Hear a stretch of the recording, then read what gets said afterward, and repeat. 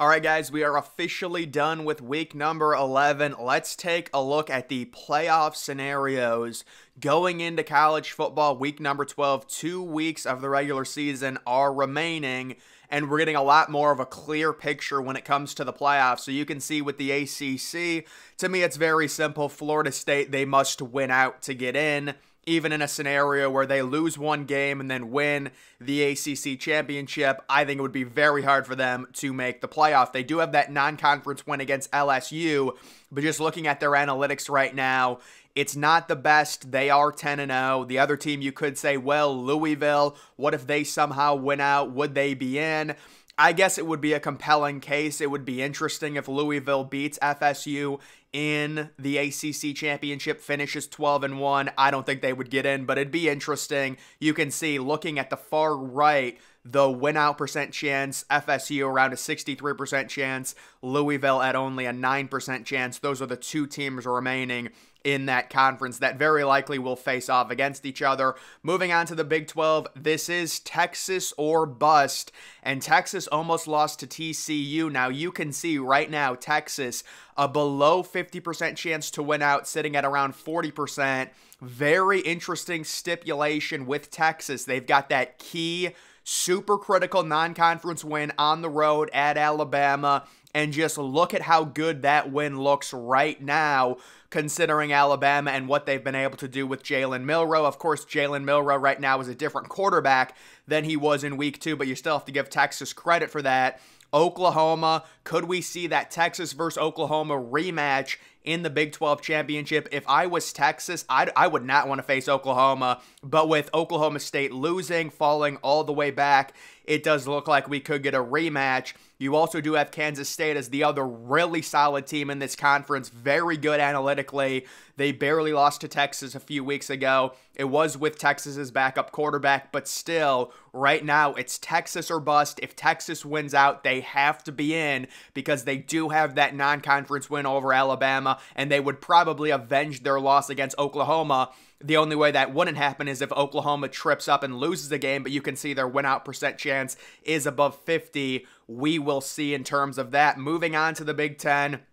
And here it is. It's Michigan and it's Ohio State. It's a very similar setup as it was to last year. Ohio State's going to beat Minnesota at home. They're going to enter the game 11-0. Michigan very likely going to beat Maryland on the road. They're going to enter the game 11-0. Will Jim Harbaugh coach in this game? We don't know. But this is a situation where the Big Ten could potentially get two teams in the playoff. What would have to happen, in my opinion, if Ohio State loses close to Michigan, Ohio State does still have a very good resume as long as Notre Dame and Penn State both win their final 2 games. It's very important for Ohio State that their 2 key wins, Penn State and Notre Dame, win out. They would both very likely be ranked inside of the top 15, so those are 2 top 15 wins for the Buckeyes, and then their only loss would be on the road at Michigan, who would be a top 2 team. For Michigan to make the playoff, with a loss to Ohio State, it's a lot harder because Michigan does not have a good non-conference win. You might argue UNLV. Certainly, if you're a Michigan fan, you want UNLV to keep winning. They've had a surprise season, but I guess the idea would be Ohio State barely beats Michigan with Jim Harbaugh suspended, and then Michigan fans might be able to argue, we barely lost to Ohio State. That's our only loss. Analytically, we're a top 4 team. It gets very tedious. It does seem like right now, Ohio State, Michigan, the winner is in, the loser likely out. Last year, it was the same thing. Ohio State got lucky that USC lost. Otherwise, Ohio State would have been out of the playoff. If USC if USC would have won the Pac-12 championship, Ohio State would not have made it. So it does seem like a scenario where the loser of the game is not eliminated, but it's going to be very hard to see them in the playoff. And also the Big Ten this year is just not very good. Penn State, you can say is still a really solid team. Do I think they're a top 5 or top 6 team, like the analytics? Of course not. They just don't have the receiver weapons. Right now, their quarterback also seemingly inexperienced. Seems like Penn State coaching staff, they need new offensive coaches. The offense is not creative. It's not working. There's no up-tempo. They're not recruiting well enough. They're not getting good enough transfer portal playmakers. Everything seems to be in slow motion right now with Penn State. And then after that, You've got a team like Iowa. Obviously, they have no offense. It's ridiculous. They are inside of the top 25, I guess, at least, although you can see analytically they're all the way outside of the top 30. Maryland, their season's kind of completely gone kaput. Although I think they beat Nebraska, so good shout out to them. And then Wisconsin's completely just gone off the rails here recently. Moving on to the Pac-12, it is Oregon and Washington. That is seemingly it. You also do have Oregon State hanging around, building a nice resume, dropping 62 points. I like this Oregon State team, but they already have 2 losses. Arizona's another team that looks good. Utah, they're a solid top 25 team. But again, it is Oregon or Washington. And the question now for the Pac-12, if Washington loses to Oregon in the Pac-12 championship, could they both be in? I highly doubt it. And the problem for Washington is their analytics. They're 13th right now in FPI. It's going to be very hard for them to make the playoff, not winning the Pac-12 championship. Washington had some very close games with some bad teams in conference earlier in the year. That's going to hurt them. Also, they're bad non-conference facing Michigan State. That's another thing that's going to hurt Washington. Oregon, on the other hand, right now, a lot of people like them. I understand their resume is not the best, but it's very simple. With Oregon, you would expect, unless something crazy happens with the SEC, if Oregon wins out, they're going to be in no matter what. Again, unless something ridiculous happens to where 2 SEC teams get in or maybe 2 Big Ten teams get in. But I don't think, a 1-loss Ohio State, their 1 loss being to Michigan, I don't think they would make it over Oregon, who would be 12-1, Pac-12 champions. They would have so many key wins. It just doesn't seem realistic. The question, I guess, would be, let's say Washington loses a game, which they very likely could. You look at the win-out percent chance, only a 16% chance.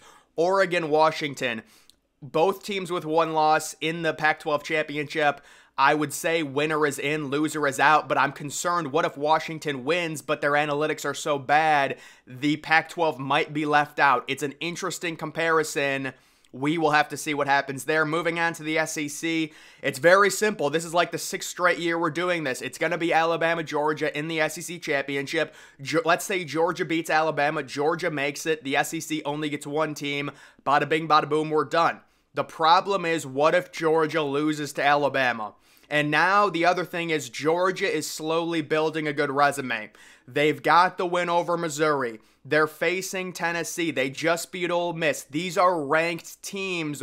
So if Georgia is sitting there 12-0 against an Alabama team who's looking really good, let's say Bama wins a close game with Jalen Milroe playing really well in the SEC championship, would they really leave a 12-1 Georgia team out of the playoff because of their horrible non-conference? Or would they say, listen, this is a Georgia team we're going to use the last 2 years and understand this team is extremely impressive. They've gone back-to-back. We're going to give them the benefit of the doubt and let them in the playoff. I do think that is a possible scenario. If you are only hoping for 1 SEC team, what you're going to be looking at is you want Georgia to just beat Alabama. I mean, you would want Alabama to lose to Auburn, honestly, and Auburn actually is playing better. I don't think they should be, analytically top 25, but it is a rivalry game. It's the Iron Bowl. You would want Alabama to lose to Auburn. That's unlikely, so very likely it's going to be a 1-loss Alabama versus an undefeated Georgia in the SEC championship, or you would want Tennessee to somehow beat Georgia, but that's also very unlikely based on how Tennessee played against Missouri. Either way, for us, it's simple. If Georgia beats Alabama, Georgia gets in. That's it from the SEC. If Alabama beats Georgia, you do have the potential for 2 SEC teams to make the playoff. And I don't think they would want Georgia and Alabama both in the playoff because they drag the ratings down so badly. You would much rather have a playoff consisting of Ohio State, Texas, Oregon, and Alabama rather than letting Georgia in over one of those teams, or even Michigan above Georgia. There's a lot of Georgia fatigue. The ratings are a disaster. We saw it last year with Georgia TCU. You have to base this off of ratings sometimes. You have to make these decisions off of ratings. It's a business. It is what it is. But I do think if Georgia loses to Alabama, maybe Georgia gets left out. It depends. We will see. And then looking at the New Year's Six Bowl right now for the group of 5, because this is a big thing that everyone's watching, I would say right now SMU, They're in good position. They've kind of had a weird last few weeks. I mean, I guess they're blowing teams out, but SMU, I would say right now in really good position. I think Tulane is completely eliminated. So guys, if you don't know about Tulane, their last 4 weeks, they're 0-4 against the spread. It's unacceptable. It's ridiculous. Tulane had their chance last year in a New Year's Six Bowl, and they beat USC. Congratulations to them. They're done. They had their spotlight. They're gone. I'm sick of it. You go 0-4 against the spread in your last 4 games. You're not making a New Year's Six Bowl. You're eliminated. Bye. So you do have SMU sitting at 8-2 right now, and Memphis possibly with an outside chance also at 8-2 if Memphis wins out. We saw Memphis make it a few years ago. I would be okay with Memphis making it as well because they've waited their turn. They haven't made it for the last few years. They made it during the 2020 season or whatever when they faced Penn State. Or was that the year before? Yeah, no, that was the year before because Micah Parsons was on Penn State in that bowl game. But moving on to the Mountain West has really, I mean, these teams have completely lost it. Air Force has gone completely off the rails. They just lost to Hawaii. They've rage quit their season, and they're down 13 spots now, sitting at 8-2. It's so sad what's happened to Air Force football. Fresno State lost 42-18 to San Jose State, and these Mountain West teams have rage quit. They're done. They're not getting, there's just no way one of those teams is going to make a New Year's Six Bowl looking at those analytical rankings. And then you do have the Conference USA, the horrible Conference USA with Liberty right now. They are sitting 10-0. It is a terrible conference. It's a horrible, horrible schedule, but it's a unique situation because, again, they are 10-0. They're very likely to finish unbeaten. We will have to see if they end up making it. I don't think they're going to put them in. But people are gonna say they should make it because they are undefeated. Next, we are taking a look at the all-important strength of record rankings. You do have Ohio State still sitting at number 1 right now. You can see the remaining strength of schedule at number 3. Ohio State's gonna have a very nice chance here, even if they lose to Michigan, to possibly be a top 4 team in strength of record. But those things do change very quickly. I'm not sure Ohio State's going to be top 4 in terms of strength of record. They might need help around them if they lose to Michigan. Washington at number 2, they remain there, and Washington's remaining strength of schedule at number 5. They're in a very good position. We will see, but this strength of record is the most important metric to look at. They're number 2 right now. Even if they lose a game, they're still going to have a really good strength of record. FSU sitting at number 3 in terms of strength of record. They do not have a good remaining strength of schedule, and they do not have a good opponent in terms of the ACC championship. That's going to weigh them down a little bit. If they lose, I think they're out. Michigan sitting at number 4, of course. They're in a win and in scenario. If they lose, it's going to be very hard. Texas sitting at number 5. They win. They're in. Georgia sitting at number 6. They've got a very hard remaining strength of schedule, but it is what it is with Georgia.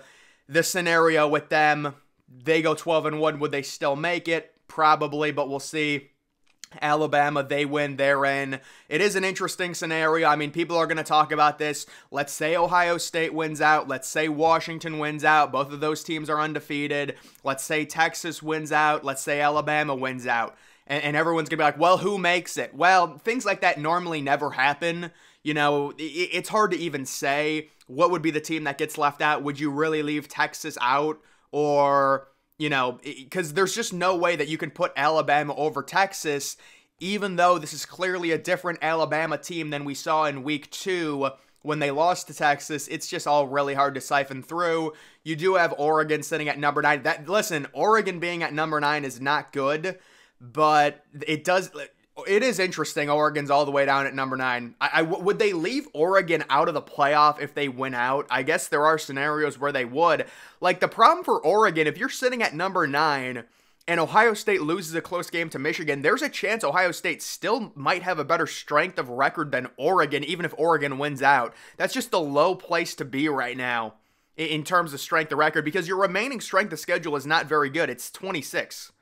I mean, I guess we'll see. James Madison sitting at number 11. Yeah, James Madison is banned from being ranked. They're banned from everything this year. Penn State sitting at number 12. They're done. There's Louisville at number 13. I don't think they have any chance, and that's pretty much it when it comes to that. So, guys, that is going to do it for this video. Make sure you're following me on X. Link to that's always in the description.